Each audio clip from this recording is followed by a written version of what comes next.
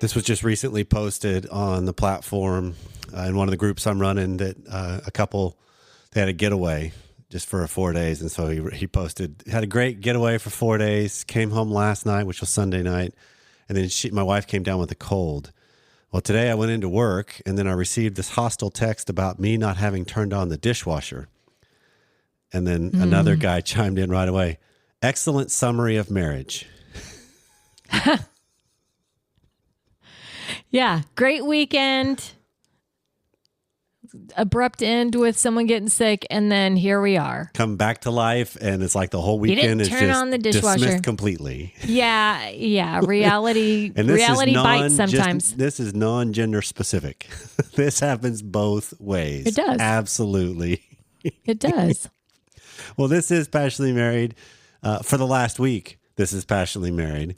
If you're listening to these shows in order or live as they're rolling out, because next week we switch back to the old of Sexy Marriage Radio. I'm excited to get back to that. So new theme song, intro music, back to a focus of a whole lot more sex-centric as our foray on board into life in the way we've kind of done this for a long, long time now.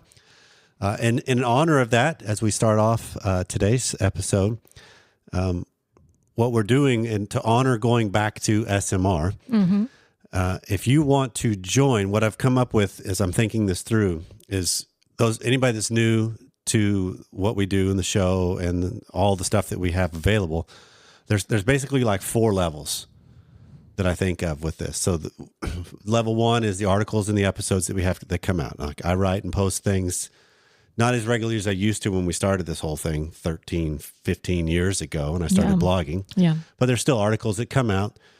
So that's all free and available at the websites. And then the second is also free, which is the platform, which is my.passionatelymarried.net.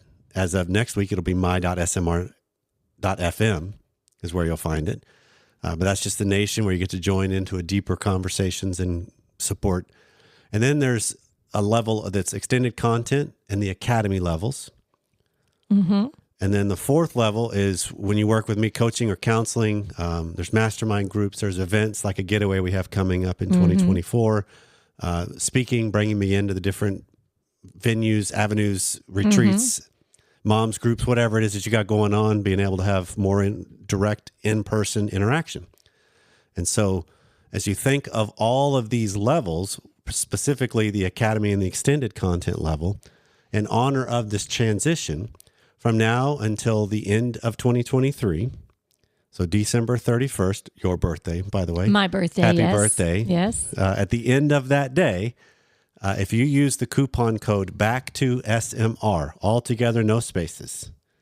Back to SMR. Okay. You get the first month free on a monthly level of extended, academy, or masterclass. Very cool. So back to SMR as your discount code at checkout, and you get the first month free as we celebrate heading back to SMR starting next week. December 6th is when the first episode will roll out under the old umbrella again. Great idea. And since we've also teed this up, the getaway is going on, and we'll start pushing it now. Usually December, January is when we start really ramping up, trying to let people know, come join us in the Dallas-Fort Worth area, June 13th through 15th in 2024. So registration's available. You can sign up now, save your spot, and surprise your spouse with a getaway. You know, what a great that gift could be a fun Christmas. Say, hey, I want to invest in our marriage. Let's get away and go. And so come join us. You can find all the details on the website, and we really want to see you there. It's a fantastic 3 days. If you stay over the extra 4th, you get to spend it as you please. But come hang with us. It's a whole lot of fun. And so coming up today on today's episode of the regular version of Passionately Married is a revisit of an episode we did where we answered a couple questions. And one was a husband and wife. She had called in about husband had struggled with pornography usage, and it had reared its head again. And so she was like, what do I need to do? How do we navigate this? What's this struggle about? What's the temptation? And we just started unpacking an all too common and familiar path for a lot of couples. Yeah. And just try to help give a little bit of a different lens to look at it. And then the other email that came in, or actually it was a voicemail as well, of varying upbringings where one of the spouses was not at all raised around any kind of conversations surrounding sex. And so now as you transpose into life, they don't talk about it. They can't. It's really, really uncomfortable. So what can you do about that?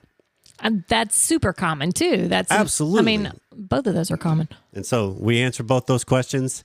And then on the extended content today, which is deeper, longer, and there are no ads, you can subscribe at passionatelymarried.net/academy. We answer and talk about the concept of normal, but not in the way you may think about it. Because in reality, is that even the right question to be asking? So all that's coming up right after this.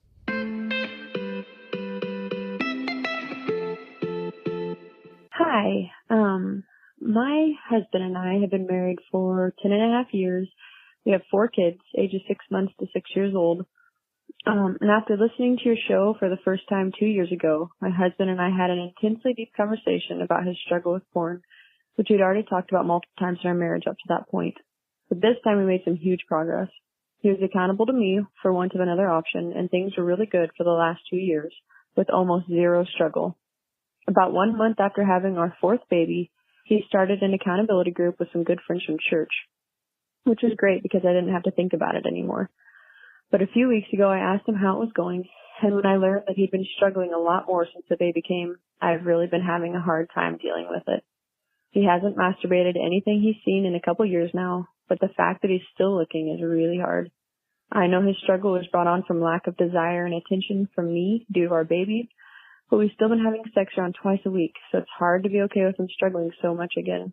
He hates this about himself, and it's not like he thinks I need to get over it or anything. I can't help but go back to the unhealthy frame of mind that if he really loved me, he'd be able to stop. How do I continue to be a loving and supportive wife through this? I feel like I deserve better and should get to expect more, but I know nobody's perfect, including me, and this is our struggle. Still, do I just have to accept that my husband will look at stuff on and off for the rest of our lives? How long does he get to struggle with this? Do I just need to ignore it, knowing he's at least being accountable to others, and knowing that it should hopefully go back to how it was before our 4th baby? But how do I continue to be willing to have sex with him and smile and kiss him when I know he probably looked at some other woman's breast that day? I think us wives really need some guidance in this area. I'm just so tired of all of this, and I feel pretty lost. So there you go. Thanks for listening and for all you guys do. You really have helped our marriage so much. Thanks. So this is a struggle. It is on both sides. It absolutely is. And I want to begin with, first off, thank you for sharing this. Yeah, this is a struggle that's hitting home with a lot of people that are listening It right is. now. She's not alone in this. He's not alone in this. But I guess to start with is I'm curious about what's the definition of the word struggle? Because the fact it could be deemed the struggle is I'm still tempted. But is there action that goes along with that or not? And that's right. I don't know. I have a leaning based on the way she's talking that there's still action going along with it as far as the looking, because that's what she's pointing out. So I'd take struggle beyond just the pornography temptation. I mean, people struggle with eating the right foods. Maybe they're overweight and there's a struggle there. Anything we have in life, if it's an addiction, it might not necessarily be an addiction, but something that we want to make better within ourselves. Agreed. And self-control is hard. Living up to what we might think is our moral standard is hard. Mm-hmm. And humans disappoint us all the time, other humans, but we disappoint ourselves too. Mm-hmm. But I want to at least land, Pam, and for a moment on, is the fact that there's a temptation, i.e. struggle, still present the problem? Is that an issue? I don't think temptation equals struggle. Well, I'm not sure. That's why I want to at least go down this path for a second based on the caller's wording. Because I hear am I going to have to live with this struggle forever? Is he going to have this struggle forever? Because that's usually, it comes from a temptation, it comes from a habit, it comes from an escape, it comes from something, which we just did a show recently on masturbation. And those two are tied closely together. Porn is a masturbation industry.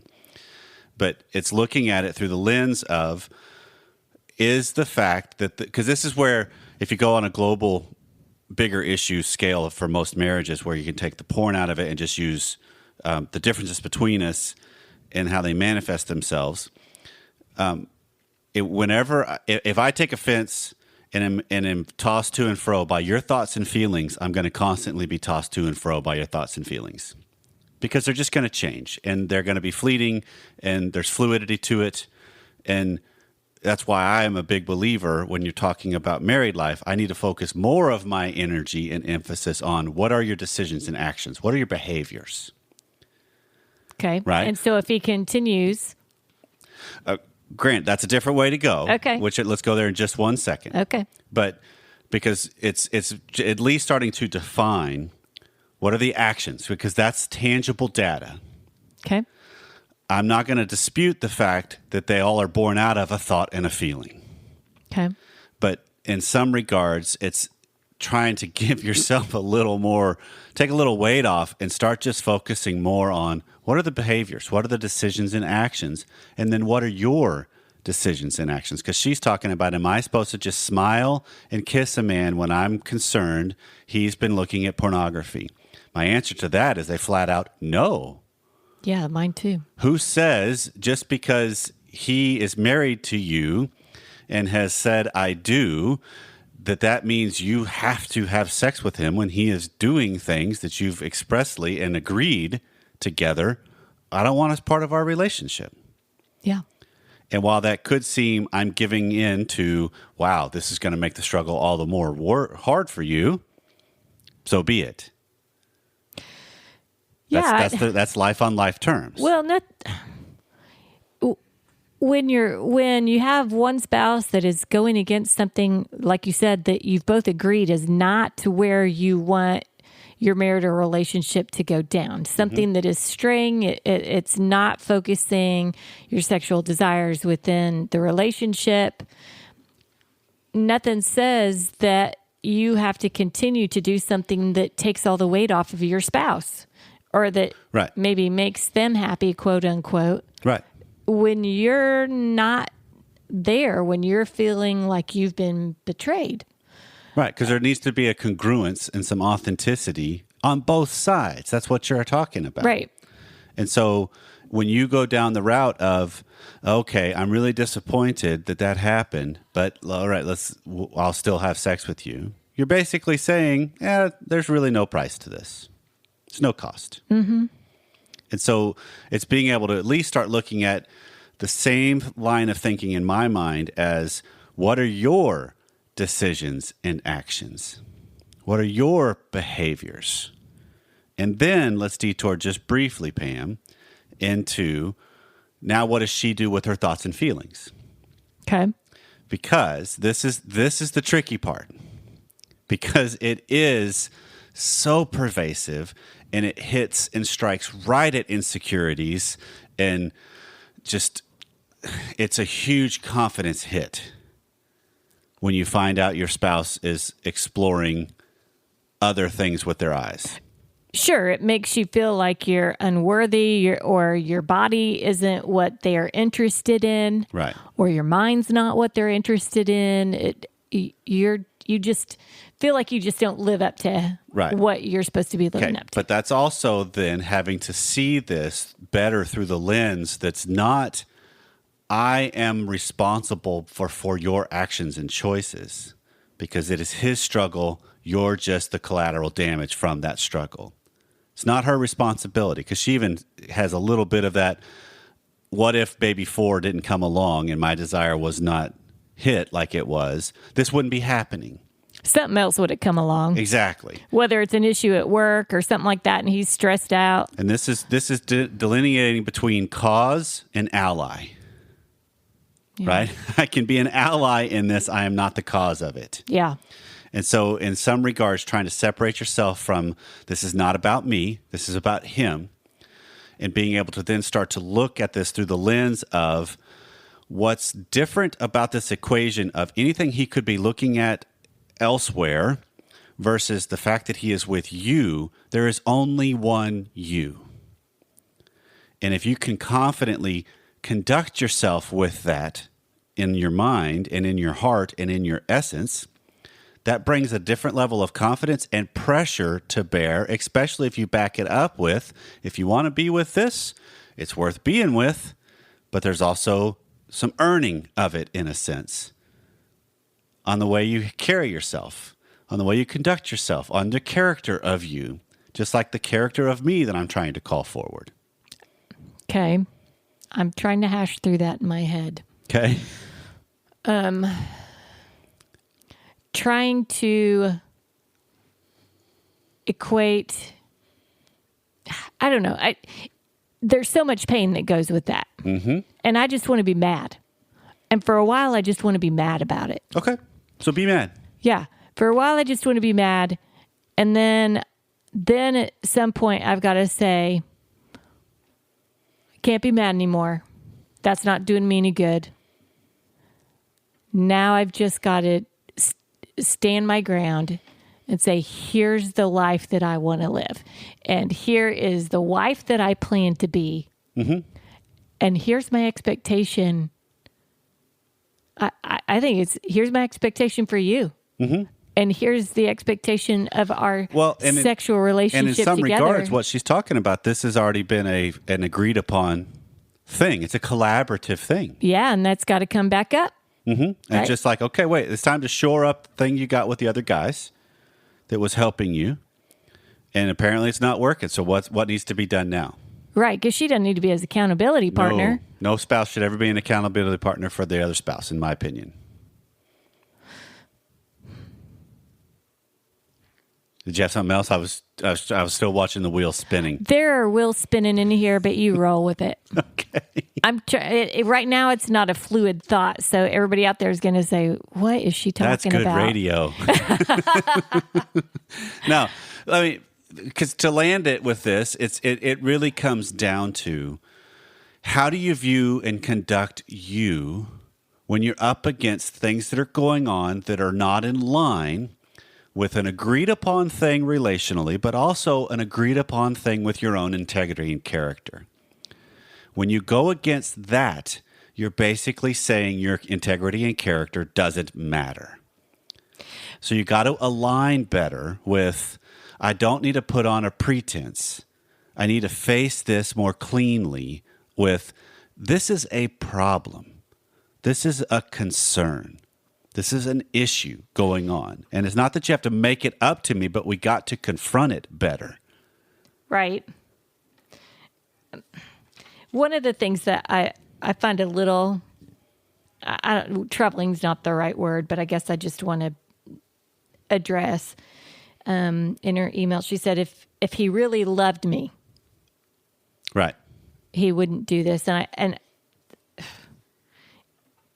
yeah, I find myself not wanting to defend the gentleman in this one, the dudes out there.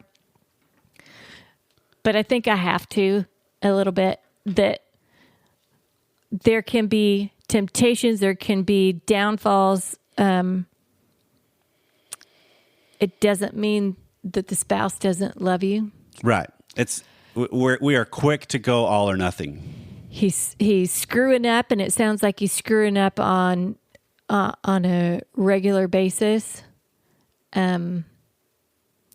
Many times we give in, and that's how Satan works, mm-hmm. right? That he mm-hmm. comes in, he tries to get in the back door, he tries to nail us time and time again, and that's where it really hurts as a spouse. So when it happens multiple times, it's like, man, I thought we got over this, I thought we addressed this, and it comes back again, and it's just this knife in the heart. Let's end it with this, because it's I thought we got over this. A better way to think through this is, I was better with this. You were better with this. Now you're struggling with this more, is what I'm hearing. That's impacting me. because we got to separate that. It's not a we. It's a me and you. And the more I can do that, I can then start to stay in the arena of this is how what your struggle does to me. This is the impact it has on me. Which is where the we comes in. Agreed. It impacts we. But the we, in my mind, and maybe I'm not explaining this in cleanly. I hear what you're But saying. I like using the word we. Because this is marriage here. But okay, stand on your own 2 feet. That's where you're coming from. That's the main thing is otherwise, what kind of weight do I have if you're not on board? I have to have agreement for any kind of things to change rather than, no, I don't. I can make the move and say, this is a concern. You're not living up to your integrity and character. That's what you're reporting to myself too. Mm-hmm. Well, I can't in good conscience and with my own character put on a facade like things are just fine. At least it's more real. Yeah, it's really hard for me to get in bed with you when I'm thinking you're thinking about someone else's breasts while you're with me in bed. Right. And so being able to do that changes the way we can at least confront it. So it's a little cleaner. Doesn't solve it yet, but I think that's how solutions start to become appearing. Yeah. Dr. Corey, this is Zachary. I've been listening to your show for quite a bit. I just listened to 399 on the Saying Yes episode, and you were saying about how there's a assumptuated yes, as the other gentleman was caveating to the rapist counselor. I'm just curious about something. So my wife was never really raised by her parents, and there was never an assumptual, there was never a conversation of birds and the bees or an assumptual yes to that aspect, because she was predominantly raised by her grandfather, who was living by himself. So how does the saying yes, essentially, when that conversation was probably never ever mentioned as far as a grandfather-granddaughter situation or a conversation or something like that? So how, and then on top of that is, how do I adjust my marriage into where the assumptional yes can be a broad conversation between me and my spouse, because the conversations are never there, just because she is just used to, uncomfortable talking, of course, to her grandfather or something like that as far as sex. Thank you for taking my question, and I appreciate it. Well, in some regards, whether you're raised by a single grandfather or raised by a single parent or raised by intact parents, cohort, this is still a subject that we get a varying degrees of foundation from none to really negative to pretty good. Yeah, I mean, I think there's probably a lot of people listening right now that grew up with their mom and dad and probably had the same experience she had, that the conversation never came up.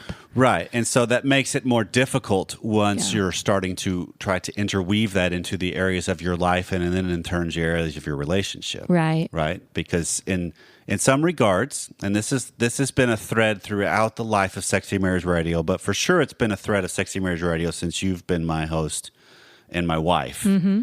Yeah. As far as she's wife long before co-host. But yeah. Hey guys, I'm his wife, just in case you didn't know. But it's seeing it as being able to talk about this subject a lot of times is the way into experiencing more, but it's not the only way. And it also is usually led unilaterally. Usually, I'm thinking of this one and thinking, does she have any girlfriends to talk to? Is there an encouragement? Great point. Is Great there question. an encouragement of a girlfriend that she would want to talk to, that would be encouraged? I don't know if you have sometimes you've got mutual friends where you and the husband are friend, and she and the so it's couple friends, but you're also friends, not just as couples, you're as individuals. I'm thinking, put something in your buddy's ear so he can put something in the wife's ear so she can put something in her ear. Kind of that chain reaction. Little circular thing going on. Okay. Just a thought. No. If that's a possibility. And that's could be great.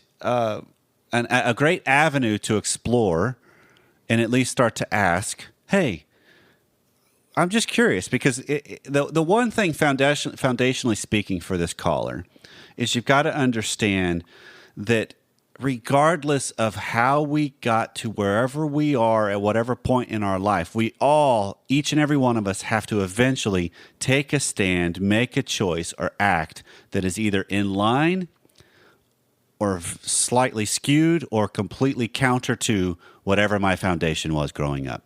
Yeah. Right? Our parents do this, whatever culture we were a part of. We take it all hook, line, and sinker until we finally start to get some discerning thought and differentiated processing and start to decide, what do I truly believe, not just because those around me believe that, but because I do. Yeah, you start questioning. Right. And what so life is. it's being able to have some critical thinking about things and ask the questions about things. And so every single one of us has to do this. It sounds like he had a little bit of a head start, quote unquote, than she did because of being raised by a single grandfather. Sure.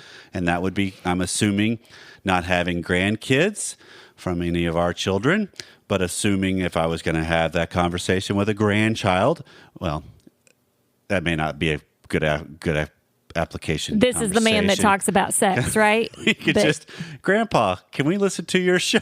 Right here, kids. But it's just, you could see where, all right, that would be one, no, I'm not going to touch. All right, we're not going to talk about that. But he does this with her. And so he's wondering, how do I lead this conversation? How do I make this happen? Well, he's onto it right there. You just lead it. It's just a unilateral, you know what? I listened to this and this is what came up. And this is what we talked about a couple episodes back. I cannot remember the name of which number. But it was the idea of you don't expect the conversation, you just drop the knowledge. Yeah. You drop the thought.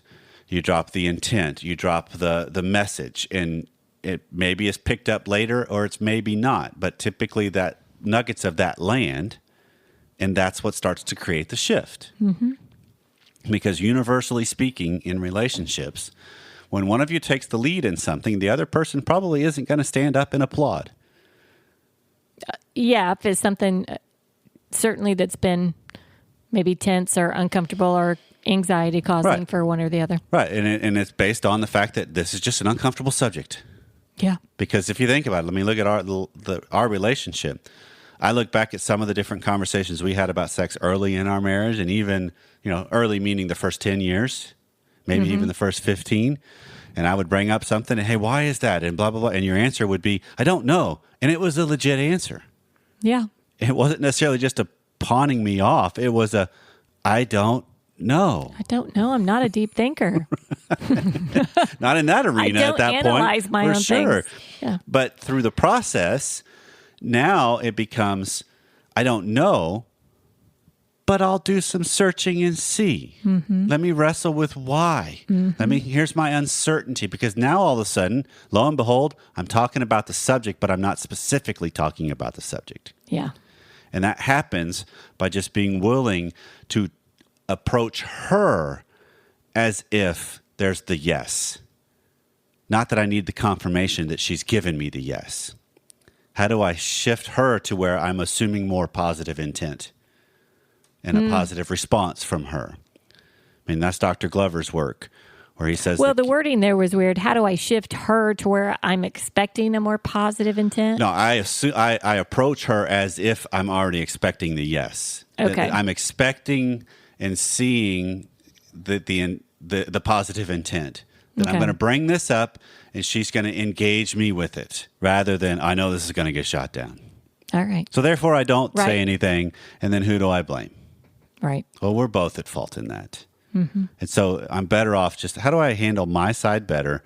And if I'm trying to assume a yes from her and I see the chasm that it's taken for her to get to where she even is today, well, that's a positive. That's a positive, right? There's still progress. There's still movement. So how do I continue to see this as I can still approach this on my side? And maybe I need to tweak the way I'm viewing it to go more positive too. So help me understand something just real quick, Pam. On the idea of revisiting some of the old past episodes, because I go back and listen to them again, and I think some of the people that have been around the podcast for a long, long time, the comments I get are, it's great. That was great to hear that again, because it's not like we necessarily go seek out depth. I don't do that with podcasts I follow. I don't go back, I want to find that episode again and go seek it out. Okay. So I think it's a good thing sometimes to have great content brought back forward. Yeah. I mean, if you've got good data, always having a reminder. I know that I listen to things, I read things in a book or whatever the case may be, and probably the only thing I go back and read again is my Bible. Right? I never go back to a book, even though I loved that book. I'm sure there's people out there that do, but that's not something I do, is go back and reread a book I've already read. And so having reinforcements, reminders, it's always good. No, right? Repetition. We say repetition helps us learn something. We are sometimes slow on the uptake as creatures. And so it's good to get stuff kind of brought back up and revisit. If nothing else, to spark another conversation possibly, or another way to look at it, or apply it in ways maybe we hadn't thought of before. Or it's a different season and didn't apply to me before, but now it's clear that this is valuable for me today when it wasn't a month ago. Well, if we left something undone, as always, we want your voice on the show. So let us know, 214-702-9565, and leave us a voicemail. Add your thoughts, add your questions, comments, your Christmas list. What do you want for Christmas? We're all ears. we want to know. If it's fun stuff that'd be out there to share on the radio, on the podcast, that'd be super absolutely fun. And if you like what we got going on here, particularly as we're starting to transition everything again back to SMR, spread the word. Jump on iTunes, Apple Podcasts, Spotify, leave a comment, and let other people know what's going on here. So however you took a little bit of time out to spend it with us, thank you. And we'll see you back under SMR next week.